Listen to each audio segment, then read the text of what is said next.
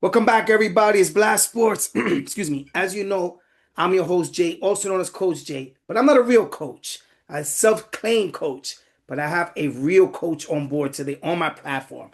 Coach, please introduce yourself. Coach Deuce. All right. Most players will call me Coach Deuce. Those that know me for a long time just call me Deuce. Been around for a while. Started my football journey back in 2000. So don't do Okay. the math. You don't need to know how old I am. I've been around for a while. We'll keep that as a secret. We'll keep that as a secret. You started, why did you start playing football? Excuse me. Um, it was never a dream of mine. Basketball was always my first love. I played basketball since I could walk. Um, I had just got out of college, and one of my basketball buddies was going to try out, and she actually saw an ad in the newspaper. And don't do the math, but it was in the newspaper.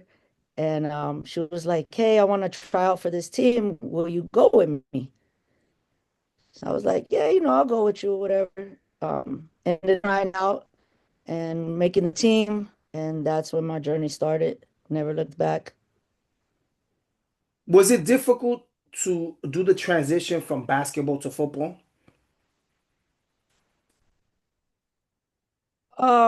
Learning the sport as far as technique goes, yes. Being competitive, no. Um, Back in when I was playing basketball, I was a point guard, shooting Mm, guard. So running the floor and transitioning to like corner safety, it was just court awareness, field awareness, same kind of responsibilities. I've always been a defensive player, defensive minded person. So the transition wasn't very hard. I played football during recess or in the street with kids, so as far as like being rough or yeah. competitive, it wasn't a transition, but just like learning the rules and the technique of the sport, um, I think I picked it up pretty good. So no, I wouldn't say it was that hard of a transition. You was a walk-on tryout for a football team. Yeah.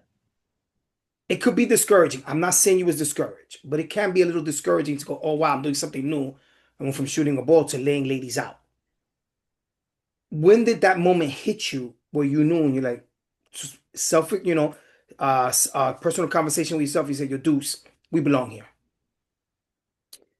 Um, it was back in 2000, and it was the first year that San Diego was going to have a team. Hmm. So everybody was new. So you had people from all walks of life. You had collegiate players from basketball, you had softball players, you had women that were just mothers that never played sports.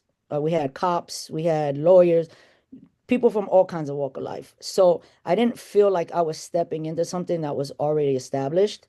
And, just having that athletic mentality already was like, all right, I recognize some players there because of maybe hooping. I've seen them in open gyms or I've played against them. Um, so it was a familiar space. And I felt like it was an even platform because everybody was stepping into something new at the same time. Gotcha. But what was your moment that you knew, like you're like, I have the technique, I have the skill set? Because there's people that try out, and yes, I get it. It was open, a lot of new people, but they kind of know, yo, this is not for me. I'm not that good. I'm not picking up on it. I can't pick up the technique. I forget certain things, but you excelled. When did you know that it was for you? I can do this. Is there a Probably moment? from the moment I went out there, I just I I was I don't want to sound like cocky, right? But Mhm. it's just a confidence. Like when you go out and you see the difference of caliber of athleticism that you have over other people is just it's natural, Like I wasn't always the best, but for a long time I was that best player on my team until I started playing in college, and then it was like, oh shit, everybody's good. Now Yeah. you gotta really work for it. So that first year playing, everybody wasn't good. Like the where football is today and where it was, like it wasn't it wasn't an even playing field. You see so many more athletes now, women athletes now playing the sport of football because the respect is there or they're starting younger. This is, I was young, but this is 20-year-olds, 30-year-olds coming out to try something they've never played. So if you take, a 20-year-old and a 35-year-old and Gotcha. Makes sense. like it's an uneven playing field a little bit. So the advantage, I was there and I was like, oh shit, I'm fast, I could catch. Like, so I just naturally was like, I can do this. The competitiveness wasn't, it wasn't where it was now. Gotcha. That makes sense. Yeah. So right away, I knew I could do Right it. away, you we stepped on the. Okay, I see what you're saying. If maybe if it was different times, maybe if you came in now, like you're saying, a lot of these it just started it was a baby. It just came out, Yeah. so it just didn't know understand. There wasn't the If I competition was level gonna wasn't start there. today, I Yeah. would be a little bit more like kind of observant, like, oh damn, like she made All-Star last year and damn, she's fast. Or like the respect level for different athletes, I think is different now. Hmm. Back then it was kind of like, oh, well, I'm good. So I don't know what you are, but I'm good and I'm gonna just play. Gotcha. Yeah. Okay, you played in the New York City Wolves. That's one of the teams I played for. That's the One last of the team teams. I Yeah, the last team you played for. played. From the Wolves, you had your final season. The coach comes over to the WNFC. He brings his staff with him and his team. You get the honor of being the defensive coordinator. That's a big jump. It You is. I looked you up. I Googled the ladies last year. Phenomenal defensive season. Phenomenal. You remind me of the Pittsburgh Steelers of like the early 90s. Bemba don't break. Hard nose. But yeah, it was a franchise and you got them so good. You hit the ground running. How did you do that? I can't take all the credit. We got athletes.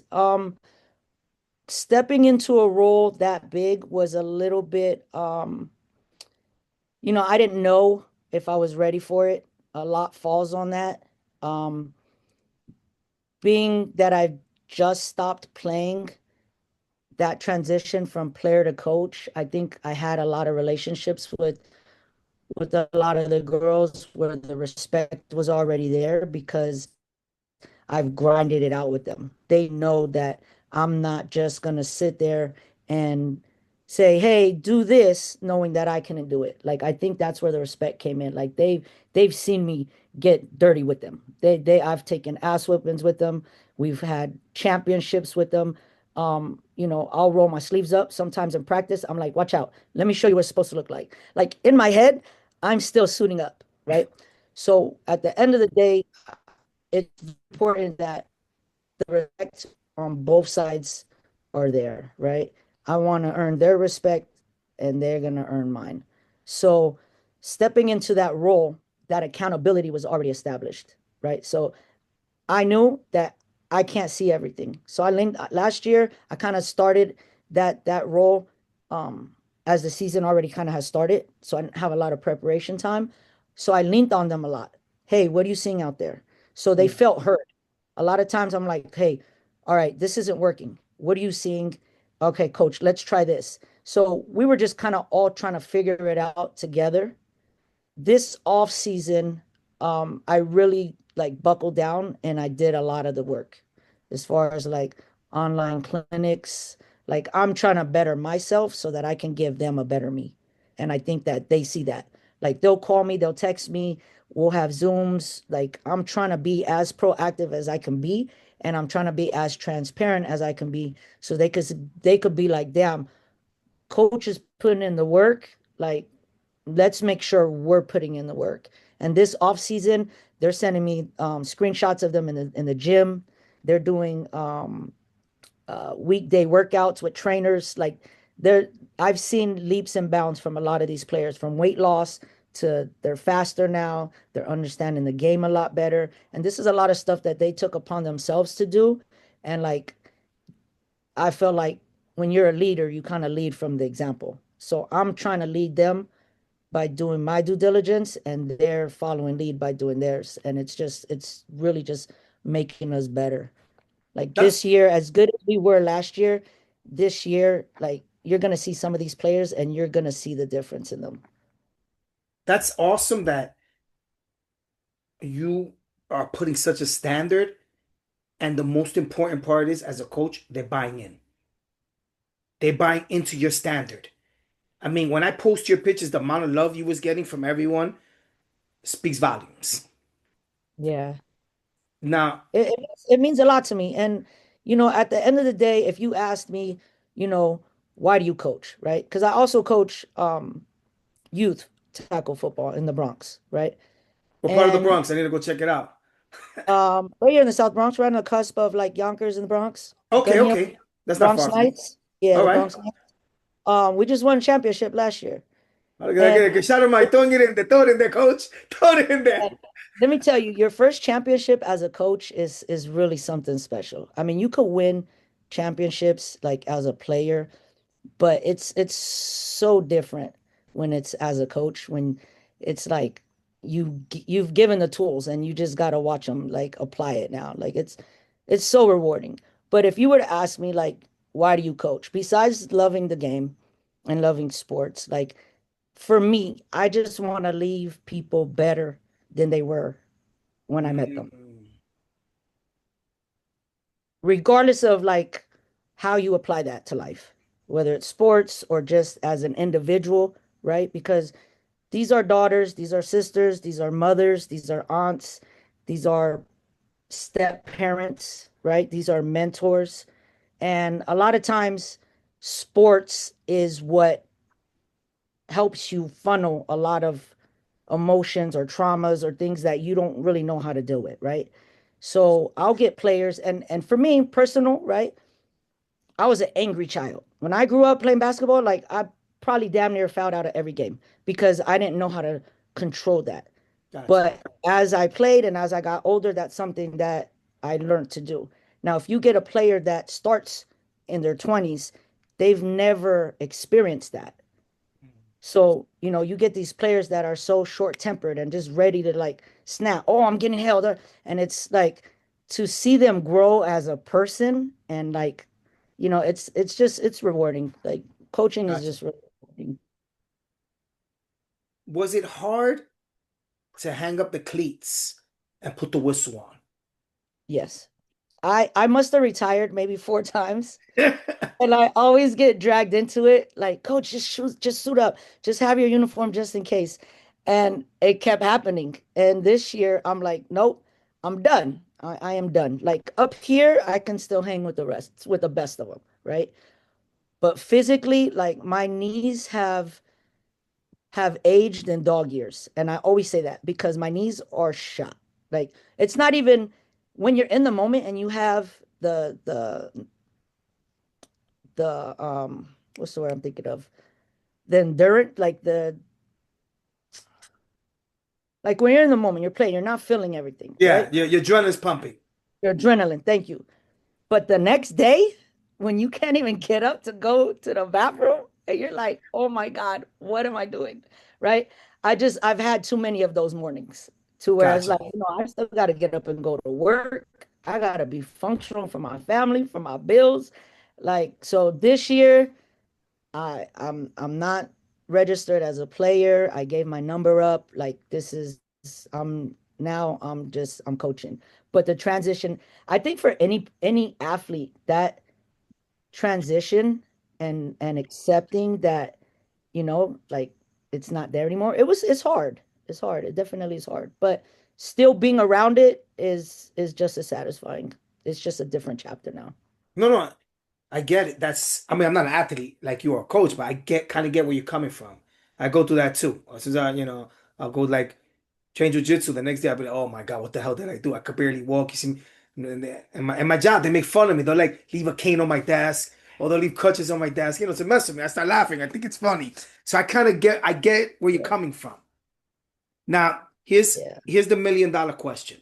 You went from a player to a coach, and sometimes it's difficult for your ex-players, excuse me, ex-teammates to go from your ex-teammates to your players. And there's a fine line they can't cross. Was it difficult for them to see you from a teammate to the coach that could bench them versus a teammate that could call them out? No, no. Oh. Um, I think I was that kind of player where Hmm. if you weren't doing a job, I'm gonna curse you out on the field. So, like, I think I act exactly the same now. Like, like you'll get players who will argue on the sideline, like will have attitudes, playing time. I think you're never going to be everybody's friend all the time, right? Yeah, But I think that's why the respect level is so big because like you're not only accountable to me, right? Because I got to put the best 11 on the field. You got to be accountable to your teammates. So if you're coming at me because of playing time or whatever, whatever, I'm gonna make sure that the 11 on the field, I'm gonna stand them there and I'm gonna say, who are you going in for? Right? Because then you're gonna be like, I see what you're saying. I you like don't that. have no legs to stand on, you're gonna be like, okay, maybe you're right.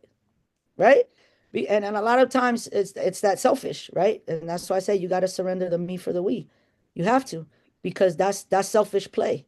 If you know that you're not ready or that your teammate is better, like this is a competitive sport. This is not a rec league. It's not my job to be your friend. Like we could all be friends and you could join the rec league. I tell my kids that all the time. If you're just doing this for fun, I'll take you to the park. I'm not gonna be sitting 2 hours in the car waiting for you to practice if you're not invested in this, right? So it's the same accountability. Like you're complaining about stuff, but what are you doing to get better? Because complaining ain't gonna get the job done. Gotcha. And that's how it was as a player. Like if you're messing up, I'm like, yo, that was you. Like, where were you? Oh, you was late to practice. Oh, you missed practice all week. That's why you don't know what you're doing. It's the same. I think I'm the same kind of coach as I was a player, and I think they respect that because again, like I'm not asking anything from them that I didn't give them or would give them or do for them now. Gotcha. I I have a lot of relationships with your defensive players in terms of speaking with them. Moving the equation of them talking highly of you, because that's clear as day. A lot of them by going circling back to your workout session. It just dawned on me because some of them have texted me on the sides. Oh, I said, oh, what you doing? Oh, I'm watching film.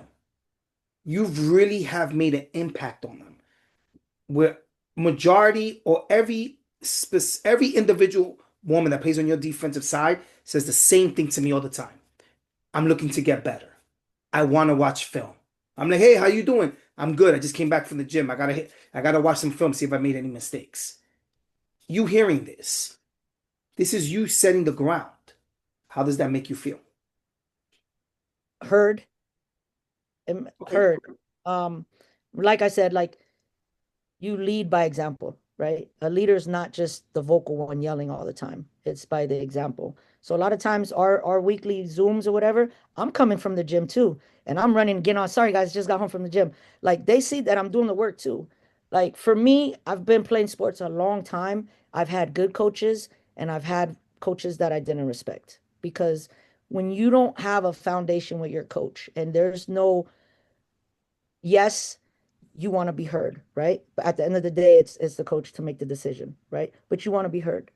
If you just have somebody that's always just talking and what you're not getting correction, you're just getting yelled at, right? Everything's negative. Anytime the coach talks to you, it's a negative.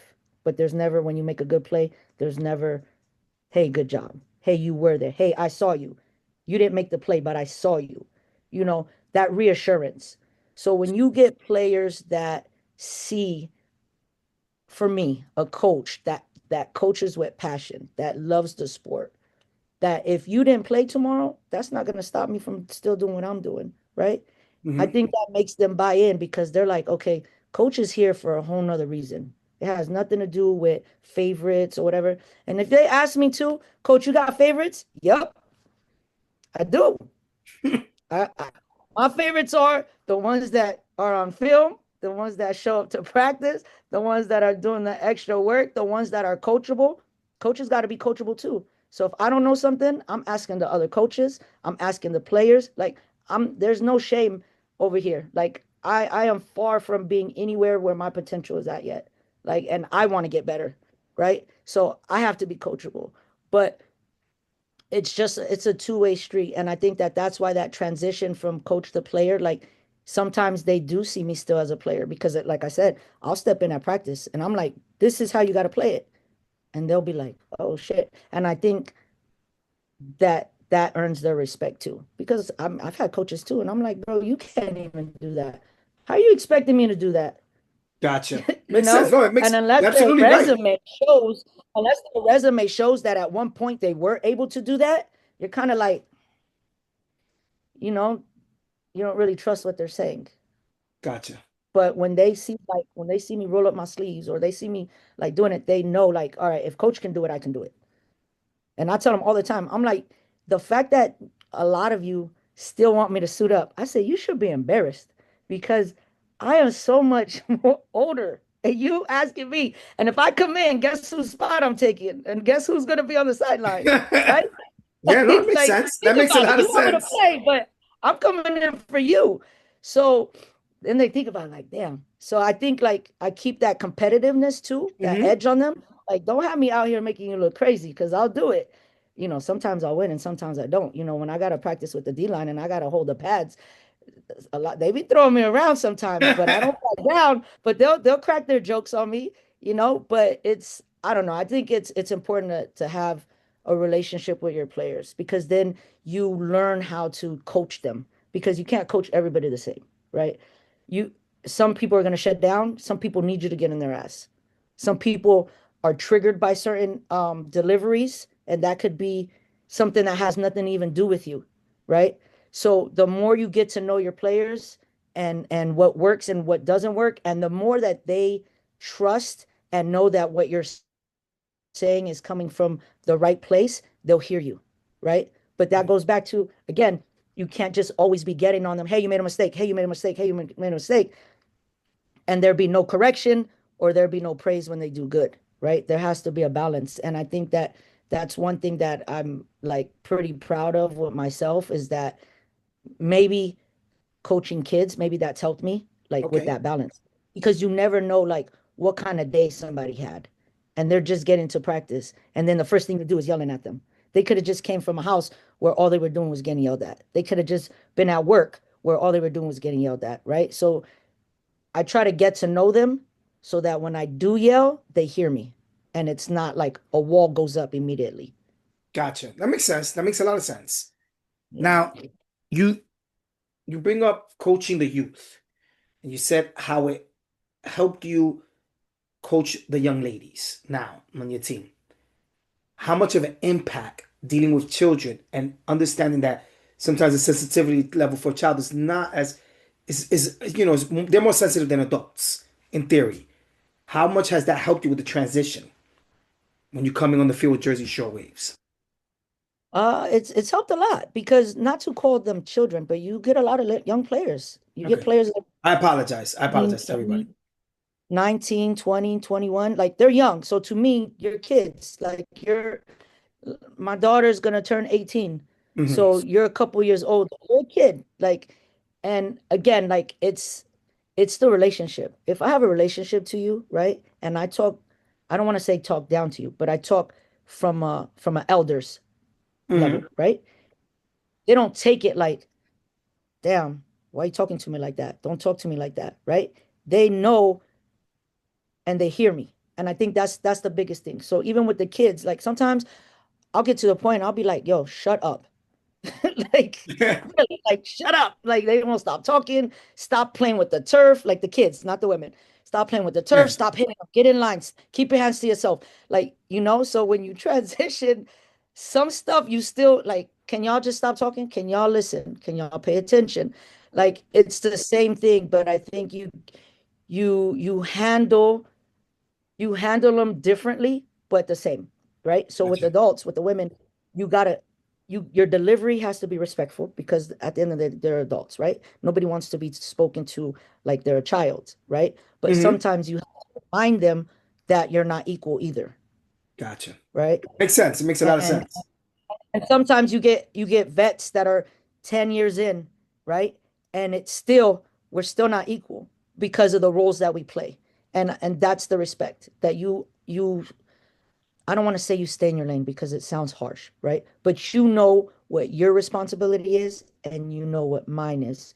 So as long as we respect that, right? And again, if there you have a complaint or a concern, I'm gonna hear you out because that's communication. You have to have communication. You have to feel open. Hey, I can go talk to coach about this. Now, whether anything changes, maybe, maybe not, right? But then that allowed conversation. So now maybe I'm seeing something that I wasn't seeing before, or maybe now you're viewing something that you weren't seeing the same way now. Because let's be real, when you have large teams, right? We have almost 50 players on our team. There's going to Yeah. be cliques, right? So when you go and vent to one group, you might be, yeah, you're right. Yeah, yeah, yeah, you got the right. And then you never have that conversation with somebody and allow for you to hear the other side or the reasoning, right? So then when that conversation happens, you're like, damn, you're right. I didn't think about it like that. I mean, Because yeah. nobody that you vented to has been like, yo, you're tripping. Why are you looking at it like this? Right? Like sometimes you got to call it for what it is and not everybody's always going to be real like that. And I try to be real, and what you hear, it may not always be what you want to hear, but trust and believe it's for the better of the team. Like that's all I could ever say. Like Gotcha. it's That makes always sense. it's always for you guys. Like it's always with the thought of the team first. The Gotcha. we. Now, I want to dive into your season, the identity of your defense. Because you said I'm a defensive mind coach. What is the ideal identity you want to have in 2026 with the Jersey Shore Waves defensive side? We're gonna get after it. Um, as a coach, you have to recognize the strengths that you have, right? You can have the perfect play plan on paper, and then your personnel doesn't match up to what you're trying to do, right?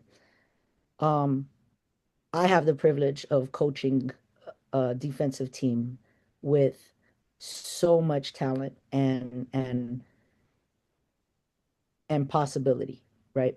So a lot of the players, like I mentioned to you when we were speaking earlier, I call them hybrids because they're so athletic, right? So one day they might be playing corner, the next they might be an outside linebacker, right? Mm, Somebody goes down and I can move one of my ends and pull them back and play linebacker.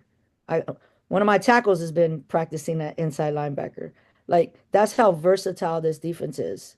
So they can all move. They get conditioned well. And the expectation is if you can't do it, somebody's standing there waiting to do it. And they know that. So the pressure is on them and the expectation and the standard is set. And they've all bought into it. They're all trying to get better.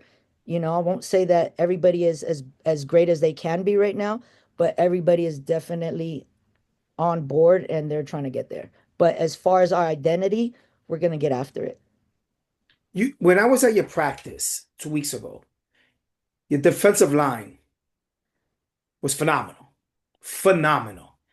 They were going through it and they were like I had said before, they remind me of the Steelers. They're gonna punch you in the mouth. Is that something you're really looking for in your line to put that? Because it looked like when the Giants were playing the Patriots in the Super Bowl, I can't think of the Super Bowl, and they were getting at Brady fast. Like even though Tuck admitted that he knew the snap count, he saw it in film and he figured it out. Your line didn't figure it out, but they were going through everyone. They were like a punch you in your mouth defensive line. Is that something that it was exciting for me? Does that excite you? Yes, because they're all naturally like that. That's not even something that you can coach. Okay. They're just all dogs. So our job as coaches, we just put them in the best position to do what they're already naturally good at doing, and giving them the tools to, tweak things and make things not as easy for the offense to read. But they're all like that. Everybody on the defensive side is like they're ready to go. And that's why it's so fun coaching them because they're scrappy too, and that goes back to me mentoring too because some of them are like I'm like, hey, I can't lose you for the game. And to see them grow and walk away from situations where they would have got 15 yards on us. Like Mm, those are things that they're starting to be able to control, and that comes with confidence of them like knowing, okay, I'm getting held and I'm getting double teamed where this was frustrating for me, but now I understand that it's more of a respecting. They can't, one person can't cover me, so they have to hold me. They have to do this. And this is allowing my teammate now to have less pressure, right? So now they're understanding that we aspect, right? So gotcha.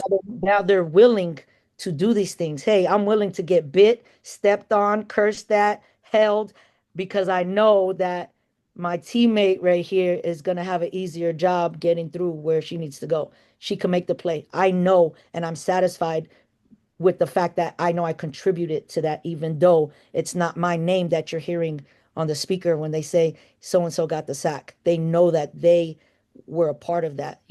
One of my safeties got an interception at practice, and I said, hey, go tell your line thank you because she threw it a lot sooner than she wanted to. Like that's the bond that they have. They know that one that the bicycle works the way that it does because of the other parts, right? You can't ride a bike with no pedals. It doesn't matter how big or small you are. That those tires aren't gonna move the Yeah, bike makes with sense. that frame. Like, it's all. So like it's just it's I don't know, it's that bond that's so important. But having that front and having players that you can just play with, hey coach, let's try this. Let's put this person here. Let's see how this throws this off. And they're all down for it. Okay, coach, tell me what to do. I got it. Like nobody on that team is like, no, I'm not doing that. I'm Gotcha. You know what I mean? All right. Listen, I want to thank you for your time, coach. Um, and yeah, I can't. Was can you okay, hear me okay. now? Coach, I'm gonna wrap this up now because the weather's throwing off the internet. I want to thank you for your time, and I want to talk to you behind the scenes about doing a second interview. Absolutely. I had a lot of fun. I like your insight. I really enjoy your insight. Man, I could talk about these women all day, man. I Yeah, love what that's I that. I do. want to get more in depth about your defensive schemes and stuff like that. Kind of like to do a quick introduction. I want to thank you for your time for everything. I had a blast, Absolutely. and we definitely got to do part two. Appreciate it. Thank you. Thank you for